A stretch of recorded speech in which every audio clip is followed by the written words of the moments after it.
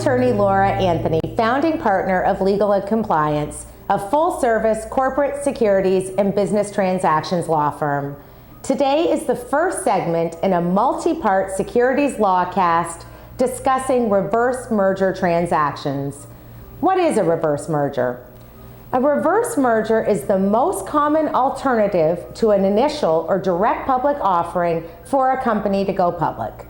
A reverse merger allows a private company to go public by acquiring a controlling interest in a public operating or shell company. The SEC defines a shell company as a publicly traded company with no or nominal operations and either no or nominal assets or assets consisting solely of cash or cash equivalents. In the reverse merger process, the private operating company shareholders exchange their shares of the private company for new shares of the public company so that at the end of the transaction, the shareholders of the private or formerly private company own a majority of the public company, and the private company has become a wholly owned subsidiary of the public company. At the closing, the private company has gone public by acquiring a controlling interest in a public company. For tax reasons, a reverse merger is sometimes structured as a reverse triangular merger, where the public company forms a new subsidiary to complete the transaction with the private company. The end result is the same. The private company shareholders own a majority of the public company, and the formerly private company is now public. The public company must file a Form 8K with the SEC reporting the reverse merger transaction. Where the public company was a shell company, i.e. not operating, that Form 8K contains Form 10 registration information and is commonly referred to as a Super 8K. Like any transaction involving the sale of securities, the issuance of securities to the private company shareholders must either be registered or exempted from registration. Generally, the issuance relies on either Section 4A2 or Rule 506 for such exemption.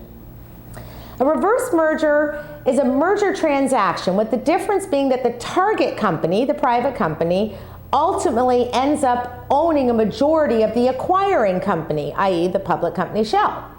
Generally, the first step in a reverse merger transaction is to execute a confidentiality agreement and a letter of intent. The initial confidentiality agreement will contractually bind the parties to keep all information confidential so that due diligence can be exchanged. It also may contain provisions prohibiting solicitation of customers, suppliers, or otherwise prohibit the use of the proprietary information learned in the due diligence process. And it also may contain standstill and exclusivity provisions so that the parties don't concurrently negotiate with other parties for the same or similar transactions. The letter of intent, or LOI, is generally non-binding and spells out the broad parameters of the transaction. The LOI helps identify and resolve key issues in the negotiation process and hopefully narrows down outstanding issues prior to spending the time and money conducting in-depth due diligence and drafting the transaction documents and supporting documents. Along with an LOI, the attorneys prepare a transaction checklist, which includes a to-do list and a who-do list for each of the to-do items.